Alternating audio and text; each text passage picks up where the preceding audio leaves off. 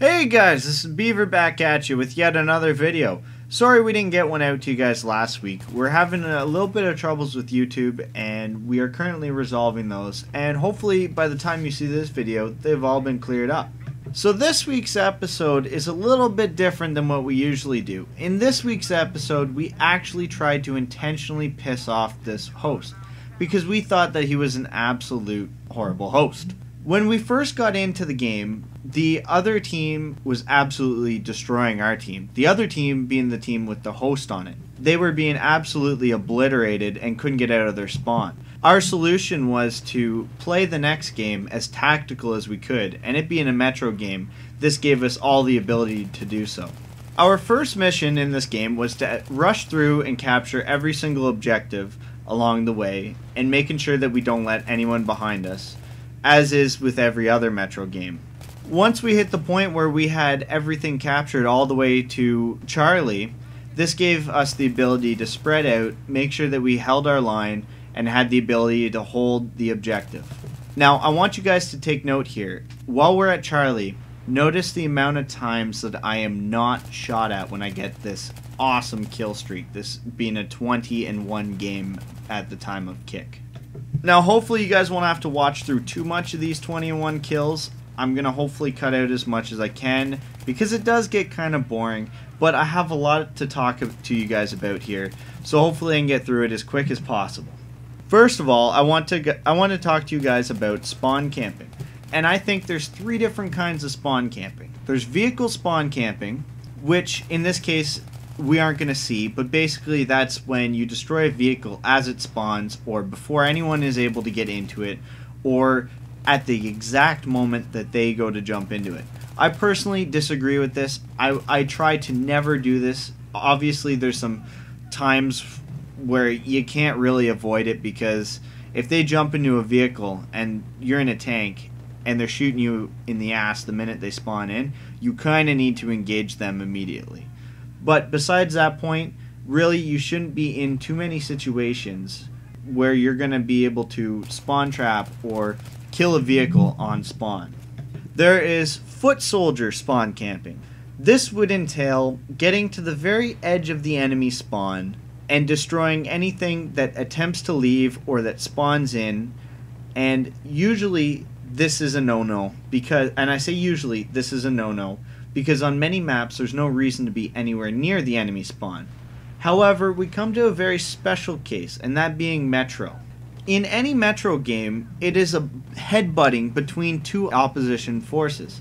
Basically, this is the battle between two rams butting heads over and over again. There's not a lot of room to maneuver around the enemy or to flank the enemy. It's basically a very linear map, as you guys all know. 99% or more, maybe about 90% of the games I play on Metro ends up with most of the battle being at either one end or the other, depending on the strengths of the team. And it doesn't take much imbalance of force to cause such an issue. Now, oftentimes when we hit this situation, I'll go screw around the back, or I'll go, run the map and we'll do laps or something like that to give the enemy some time to spawn. But as I mentioned previously, I really didn't like this admin, so we made sure that we played this as tactically and professional as we could in the effectiveness that we played. I was playing with three other guys, so I had the left zone. Two of my buddies had the middle zone, and one guy was watching the right side. We only needed one on the right side because most of the rest of our team was staying closer to that side. So, spawn camping on Metro, I really don't think that that is even possible. Unless there's the opportunity where you don't have all three objectives and you're sitting outside the enemy spawn. That may be a different story, depending. Before we move on to the game on Scene Crossing, I'd like to give you guys a quote from Spectre, who happened to be on the other team for a very short while, because as soon as he heard this, he didn't stay in the game very long. Spectre overheard Philly saying, and I quote, "I have kicked more people than I have killed today." Now, if you guys have been watching the little counter in the corner, you'll see how many times that we have been kicked throughout this game. This includes myself and the rest of my friends that are in this. I spawned back into the game when it changed maps to Scene, and I immediately jumped into the action at Delta. Now, we quickly capped Delta.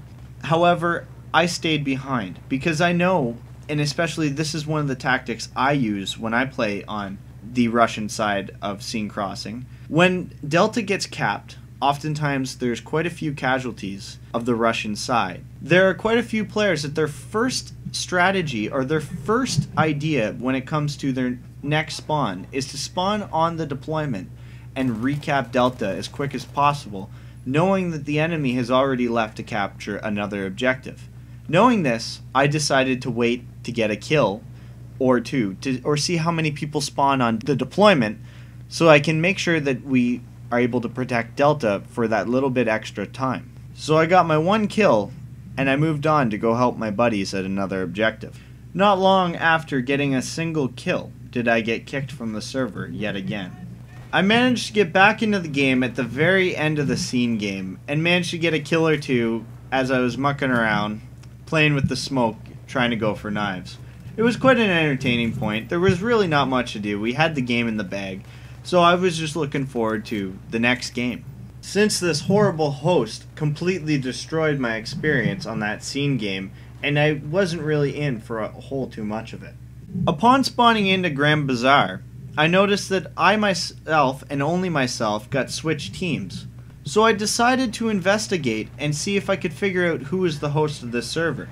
This is the point where I managed to jump into Filthy Squad and realize that he is indeed the admin of the server. So I began a conversation with him. I asked him, "Are you one of the admin?" And he did reply, "Yeah, I am." So I told him that I thought he was a horrible admin.